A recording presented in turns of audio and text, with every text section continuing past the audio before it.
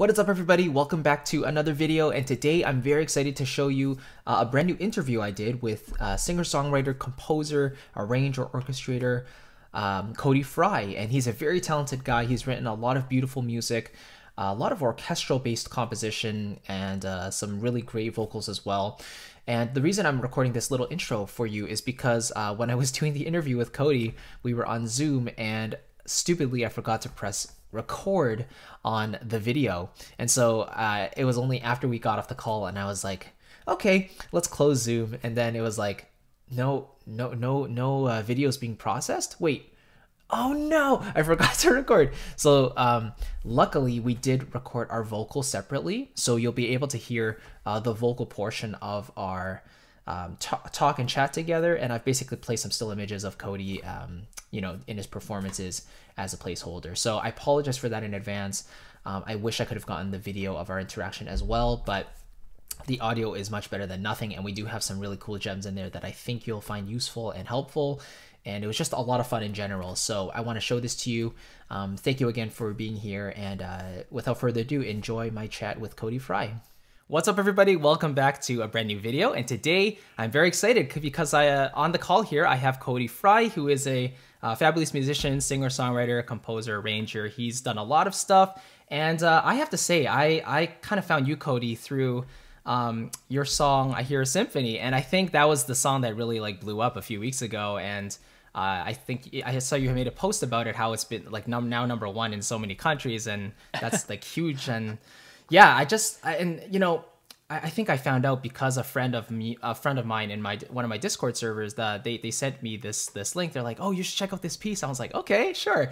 And I heard it and I was like, wow, look at this. And the fact that it kind of had this score reading in real time, that was pretty fun as well, yeah,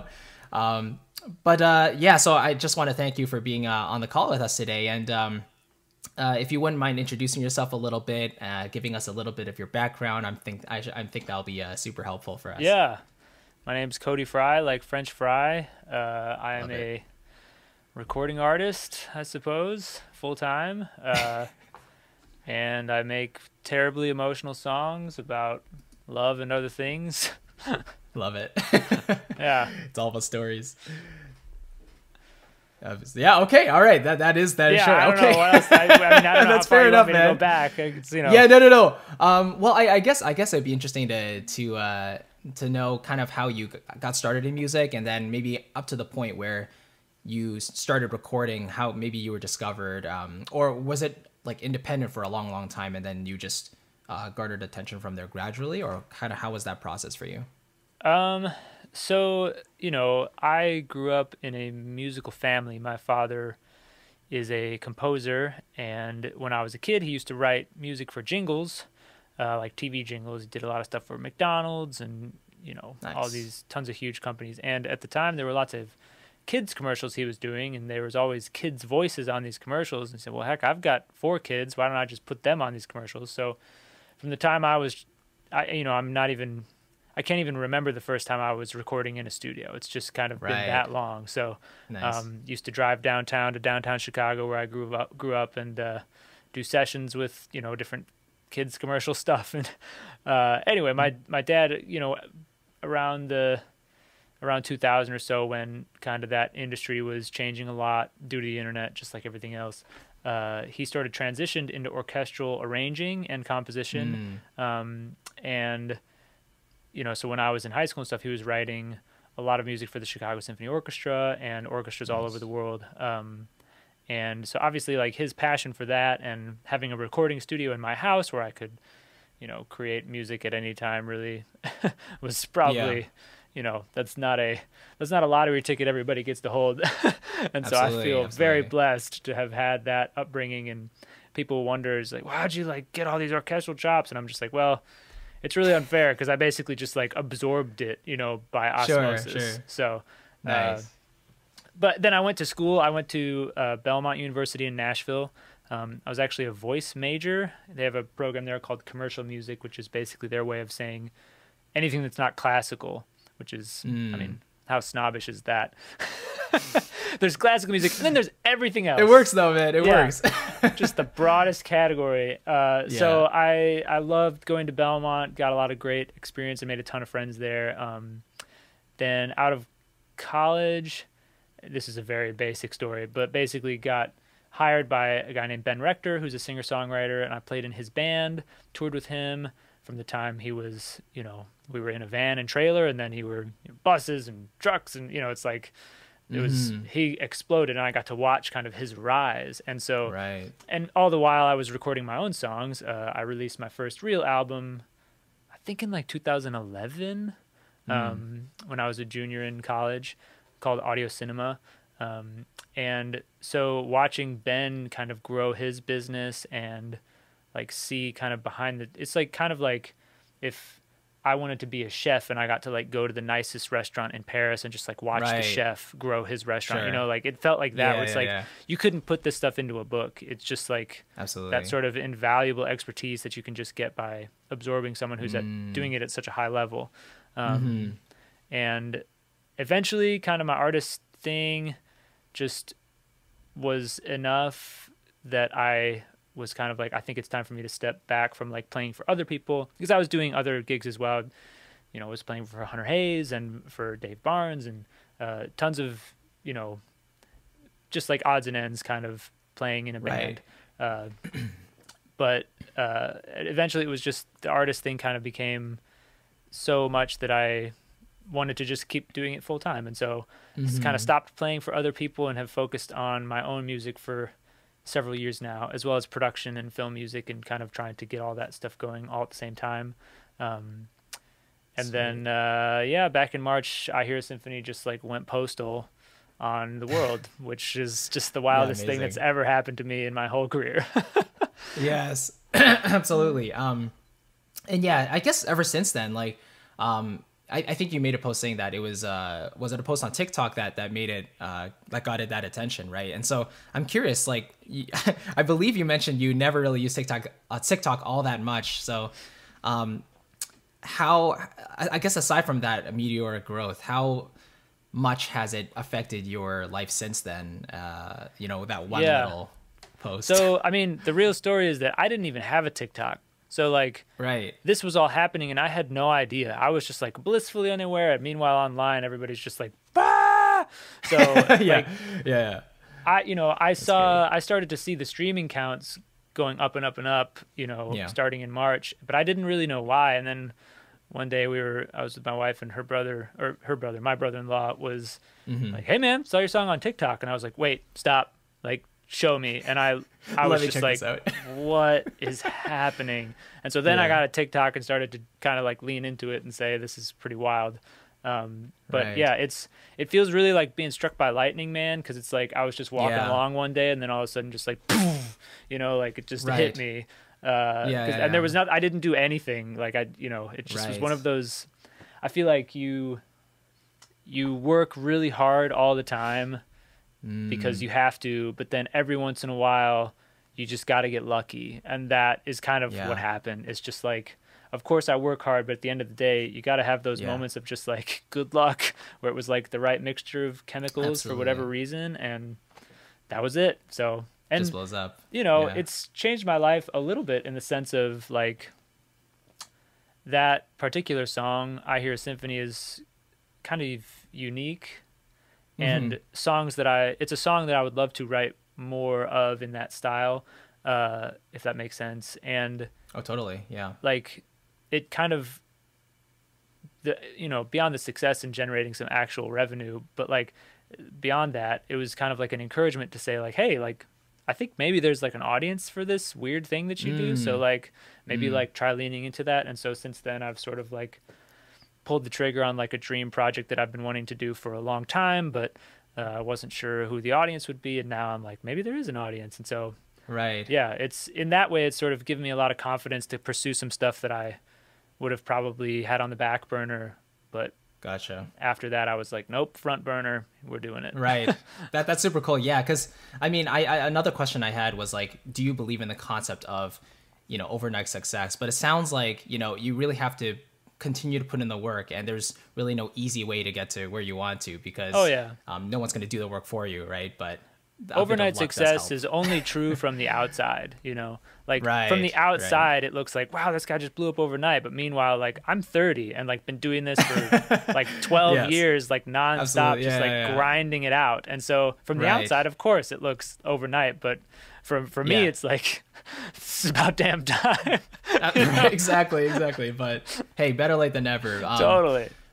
But you know what? That segues into another point I wanted to ask you, is because of the way the music industry is looking now, especially with the pandemic happening and all that, and I can't imagine, you know, how it's affected like live musicians and all that. But for songwriters and arrangers now, do you see maybe like, are there some main things you would recommend that these people should have in order to possibly make a career in the industry as writers or arrangers? Like if I said maybe, you know, 2 to 3 things that you would recommend that are like must-haves or must-dos to really push them forward. Man, I love that question. And it sounds like your fans are my people. Like I love all of them. Awesome. I would say several things. Like number one is like, you have to make your demos sound incredible. So if someone hires you to arrange something, you have to basically send them something that could be on the album.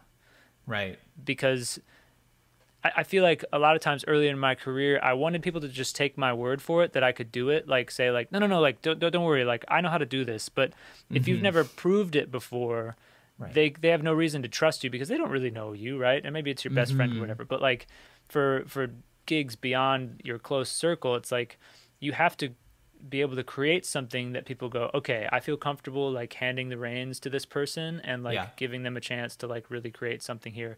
And so if you're an arranger, right, and you're not programming your arrangements in Logic or whatever DAW you want to use, like with great sounding instruments and making them sound incredible, like it's going to be hard to get work because there are arrangers that can do that. And for the people who pay the money for the arrangements, they want the security of saying good. Like, yeah, I can like hear that this is going to be great. So I think that's probably the first thing I would say is if you're arranging and not programming your arrangements, you should totally figure out how to program your arrangements. Step your game up. Yeah. And you know, I'll keep talking to arrangers for a sec, but it's like, you kind of have to like die to yourself a little bit and try to like remember that like you're helping someone else's art, right? So it's like remember that like you have to keep a bird's eye view of the project and say like, okay, I know I really want to write this crazy woodwind thing, right? But the client really just wants muted strings, right? So like you kind of have to enjoy playing, you know, coloring inside the lines a little bit, like and for me, like I love puzzles, like I love doing puzzles, crossword puzzles, like word puzzles, that type of stuff. And so to me, arranging is a little bit like the musical version of that, where it's like you have all these parameters you have to stay inside, but you still have to make something amazing. And I think that cool. can like spur a lot of really cool creativity. Absolutely. And then from the composer side, I don't really know, like listen to a lot of music and like find your voice as quick as you can. And usually you can do that by developing taste, which you can only develop by just listening to lots of music and deciding what you like and what you don't like, what you can emulate, what you can repurpose, that type of stuff. And yeah, I don't know. What do you have any like composer specific questions or like anything? I mean, it's a tough one because I guess especially in today's age, more and more people or musicians in general are just like they have the dream of becoming a film composer, for example, or a songwriter, and it's just that never ending question of how do I make it, you know, how do I create a living from this thing, you know? And I think a lot of people tend to quit their day job too early, and they don't have that sense of security that gives them that freedom to work on the music they actually want to make. So coming from the perspective of, you know, what you're doing, you know, writing and arranging and all that, was there a point where you had to continue to work a day job while, you know, pursuing this music thing? And I guess it's like for those people who are trying to get into it, what do they have to be aware of like financially in order to pursue their craft? You know, I guess that's the main thing. Yeah, that's a great question. I think like I might have a little bit of a different perspective on this than maybe someone else would, but my like goal all through, you know, college and beyond was to develop as many skill sets as I possibly could, because I never wanted to have to take a day job, because I think it can be very hard if you're, you know, working at Starbucks or, you know, doing a 9 to 5 where it's super exhausting, and then you get home and you don't have any creative energy left because you're just like super exhausted, which is totally understandable. Sure. And so for me, what I said is like, okay, I'm going to write songs. I'm going to be able to play keys in a band. I'm going to be able to play guitar in a band. I'm going to be able to MD. I'm going to know how to do tracks. I'm going to know how to run Ableton. I'm going to know how to program strings. I'm going to know how to write for strings. I'm going to know how to notate for strings. I know how to be a music copyist. Like I'm going to learn how to do all of this stuff so that I can, at the beginning, scratch out a living continuing to do music without having to take a job. And so I think like if you want to have a career in music, it's gonna be really hard, and like you have to be scrappy. You have to like you have to like take advantage of every skill set that you can develop. Like for a second, because I learned how to do video editing and Photoshop and stuff. Like I was doing album art for people, like just to like not have to get a salary. You know, it's like I would do an album cover for someone and get paid a couple $100 or whatever, and like I just like figure out how to leverage what you can do into some money so that you don't have to take a day job. That is my personal opinion, because I think like sometimes, I mean, clearly lots of great musicians have had day jobs and done just fine. But for me, I was always like, man, I know how exhausted I would be at 5 o'clock when I'm driving home or whatever. So it helped to develop a broad skill set. That way, if like the artist thing wasn't popping, right, maybe over here, like on the music notation side, there was plenty of work, you know? And honestly, that's kind of how I continue my career now. It's a bit different after TikTok, honestly, but like, you know, last year I did everything from like voiceover work to music notation to arrangements for other people to full on production for people. And like, and then my own artist stuff, touring. Not that there was that much touring last year, but like, you know, it's like super diversified. And I think like just like an investment portfolio, you know, like you as a career in music, if you're going to be for hire a freelancer, you want to have a diversified portfolio. So if the work dries up in one area, you can supplement it with another area.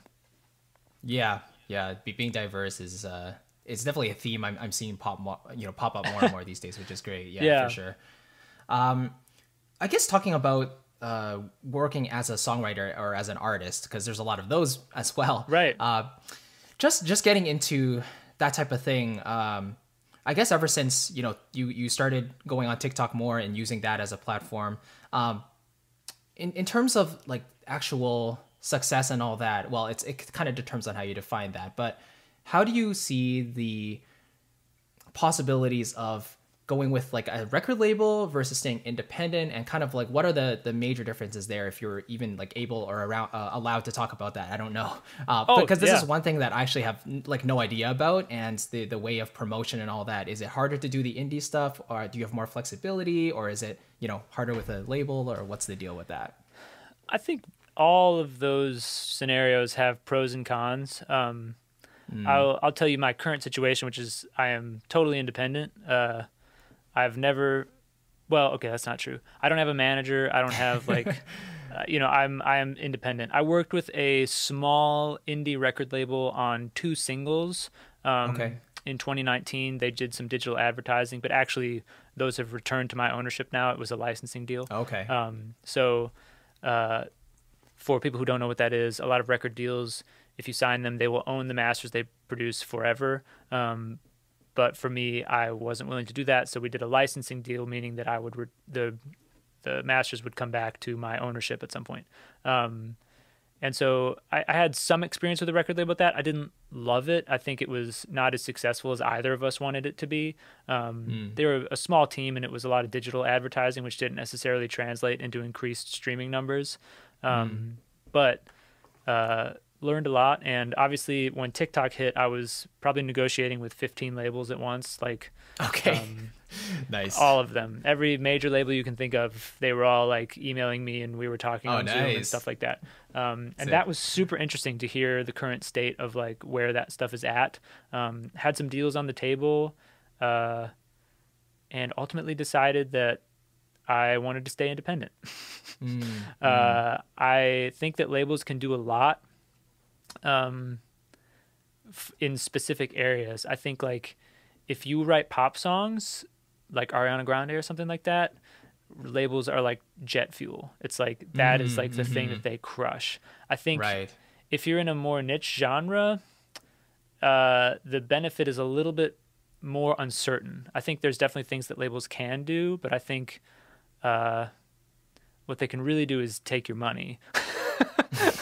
That's what they're very any good company at. can do that. Yeah, right. So it's like Fair enough. a lot Yeah, of labels, yeah. and not just big labels, small labels, like even just like kind of scammy sort of like, we'll buy your masters Yeah. up. That stuff, it's like people are very good at taking your money. So like you just Yes. have to look out and like remember that like music makers we are the ones that create the assets. Yeah. And like that's the most valuable part. Without the people who create the assets, there is no money to be made at all. Right. Interesting. Yeah. Luckily for the labels, there's a crap ton of people that make music, so everybody Yes. wants to do it. Absolutely. But Wow. like, I Yeah. think my read on it was, I think signing with a record label would not have been a bad choice for me, but ultimately I decided that it wasn't the best choice right now. Right. I still think in the future I'd love to be on a label. I think they can do a lot. I just think I wanted to experience what it's like to have some larger budgets to do some projects I've been wanting to do for a long time and be able to release them whenever I want without asking permission from anyone, which with a label, it's Right. like that's the Yeah. big benefit of a label, which is to answer your question, like what they will do for you is pay for what you want to do.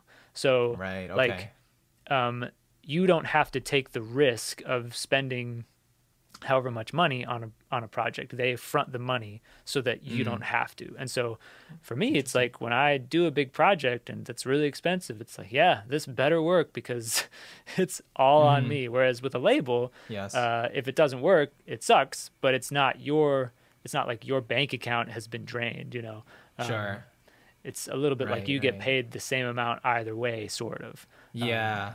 Obviously, But I guess it's at the same all- time, I guess at the same time, sorry, you're like sacrificing the flexibility of, I guess, your artistic intent sometimes, Yeah. and I guess there's a bit of pressure to have Yeah. to release on a certain schedule or something, right? Right. And when the person who's paying for the party gets to dictate when and where and how the party's going to be, right? So Yeah, it's like, not always yeah. right. And it It's not makes sense. great. Like if the label's going to front the money, they're going to want to make sure that they get an asset that they think is valuable. But that might be That's different fair. than the asset you want to make as an artist. So for me, Gotcha. the best part of being indie is that I could do whatever I want. I don't have to ask Yeah. permission from anyone to do anything. Exactly. That's great. Yeah. Wow. Well, it sounds like, yeah, you definitely have that kind of vision in mind. So I wanted to ask, like, in 5 to 10 years or so, what would be like the ideal spot for you? Where would you see yourself? That's a great question, man. I really don't know. This thing with TikTok has really thrown a wrench into everything, and the best Yeah. wrench possible. But Totally. I mean, I think, you know, I love being an artist. I think I would love to continue to do that, and in some different ways. I'm hoping to talk with some orchestras about doing a residency or, you know, stuff like that, where Oh, I can nice. like That'd be sick, yeah. get to be a part of that world. I want to encourage younger instrumentalists to like keep pursuing music and, you know, try to show them that like the disciplines that they're learning are really valuable, not just as a historical practice, but as like Yes. part of music now. Yes. I want that to be more a part of my life. And then I love writing music for TV and movies and stuff. And I'd love to kind of leverage my artist career to kind of get into that world and try to, Cool. I don't know, I'd love to write music for movies. That just sounds super fun. Yeah. Yeah. Well, speaking of which, I not to derail it, but it's funny you mentioned, you know, movies and stuff, because I literally this week just wrapped up my very first film scoring job for Hallmark. I don't know if you know of there, but it was really stressful, man. It was like 1.5 weeks to write over 7 EQs, and there were like 3 composers. But like I was a lot of learning on the job, you know. So I'm glad like we're done that for now. But okay, now I just have so many questions for you. So let's go. Was this a Hallmark Christmas music?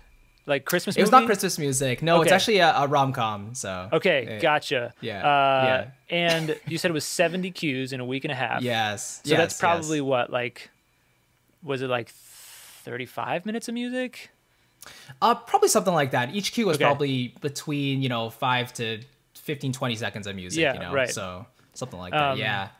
And okay, so was it all synthetic, or did you hire any real players? Right, because the timeline was so strict, and we only had that amount of time. There was no live orchestra, right. And it's actually set to be released, I think, 2 Saturdays from now. So it's like we had to deliver on Wednesday, and then to the dub on Thursday, and then they have a couple weeks to get everything organized. Yeah, that's the kind of stuff that makes me not want to be a TV composer. Wow, that is quite the deadline. Well, but I mean that you also have those gigs, and that I haven't had yet. But you hear that there's these like long timelines, and you get to write these 2 to 3 minute beautiful themes, and those are the jobs you want to work for. So eventually, I don't know, but this was definitely a fun experience. So I mean, as an aside, if you have any. So what are you using to program? What's your let's talk gear, man. So I mean, strings you can't like. You can't diss Cinematic Studio Strings too much. It just out of the box, it has a beautiful sound, I actually don't own any Spitfire stuff, to many people's surprise. But I use a lot of orchestral tool stuff and Cinematic Studio stuff. I like Cinesamples as well. So, yeah, that's great. You're just the standards. How about yourself? I'm curious. Spitfire, up and down. Okay, so we're on the opposite. All right, that's fair. Yeah, I like the Spitfire stuff, man. I think a lot of what I do, like their Spitfire Studio Strings Professional, I use all the time because they have, especially if I'm producing pop stuff, they have like groupings of 4 players, like 4 violins, which is so nice because it actually sounds like, you're producing some indie artist and you hear 80 strings, you're just like, yeah, cool. Right. No way that's real. That's not because the vibe. Nobody, they did not have the budget for that. Nobody has money to do that. And so to get smaller groupings really gives it like a realism for recorded music, I think. And then for like bigger sweeping stuff, the SSO library is really great. Absolutely. Yeah. Although I have noticed, and I'd be really interested to see if anyone else has had this problem. I think the strings are out of tune. I think they're like 12 cents flat. Okay. And interesting. I could be totally insane, but like when I play a piano, right? Yeah. Like one of my piano or piano samples, and I use the strings like in certain keys, I'm like, this is really flat. Right. And so I'll like go into native and like raise it up, and it sounds better to me. But like, I'm just like, how did that happen? How did they get it out of tune? And it's super weird. Would be interested to see if anybody else is. And is that across the whole library or just like a few notes? I think it's kind of across the whole library. Particularly, I use the performance legato patches a lot. And so particular in them, I find them to be quite flat. Particularly like cellos in the upper register, and I mean, kind of honestly, everybody's flat. I go through the whole. When I pull up my strings, it's all 12 cents raised. Like right. Which is super. It makes me feel very uncomfortable. I don't know, like what. Right. No, of course. Yeah. Better to be sharp than too flat, of course. Well, I'm just like. Yeah. Yeah. It's a shame. But actually, wouldn't that make it easier then? Because then you only have to turn the entire library up, or all the individual patches up. At least for me, I've found that I just use a master tuning on Contact, and that solves everything. There we go. So it's not like certain notes are it's like that would be a nightmare. I don't know if I'm going crazy or what, but that is. Well, if it's just the strings that are happening, then I'm sure you're not going crazy. So. Right. But I write in really a lot of flats keys, F and D flat and stuff like that. And I think sometimes strings are a little wonky in those keys, you know. Yeah. I'm sure if I was playing brass, stuff with, on the other hand, right. I mean, especially for jazz band, right? Like they love those. They love the flat keys, which is really Right. cool. Oh yeah. But yeah, man. No, that's fun. I love talking about samples. So that was great. But yeah, so where else can we find you? I know you have your album. What is it? Pictures of Mountains, or Yes. is that what it's called? Pictures of Mountains. So yeah, that's a lovely song, by the way. Thank you. But yeah, are you working on any like new projects that we should be aware of? You know, anything we can keep up with? Recorded a 60-piece orchestra all day 2 days ago. Ooh. Yep. Sick, man. Yep. So good that you actually can do that again. You know, here in Toronto, we're just like still shut down. So Oh, that's right. So anything. you're in Toronto. Okay. I am, do love yeah, Toronto. Yeah, you know. Yeah, But man. That's so sick. I'm working on a secret project. I'm really excited about it. It was yesterday Cool. or 2 days ago. We did, 60 people in the room, and we filmed the whole thing. And so it's going to be captured live Nice. and released as studio recordings, but Man. with. I'm so excited. I don't want to spoil anything, Yeah. but we used Fair enough. we used some pretty amazing tools to capture it, and I think it's going to be very, very, very cool. Yeah, exciting. All right, man. Well, yeah, keep us updated. I mean, it's definitely exciting times, and I think the beauty of acoustic instruments and orchestral instruments in general is just it's a shame that it's not appreciated enough in mainstream music nowadays. You know. Well, so I intend to change that. So exactly, same here. Yeah. that's our job, you know. But anyway, cheers, Cody. Thank you so much for taking the time. Man, It was a lot of fun. This was great. Thanks so much for having me. Appreciate it, man. Yeah. Yeah, I'll love to chat again soon. But in any Sure case, thing. I hope everyone watching enjoyed, and yeah, I'll catch you on the next one. Take care, everybody. Thanks, everybody.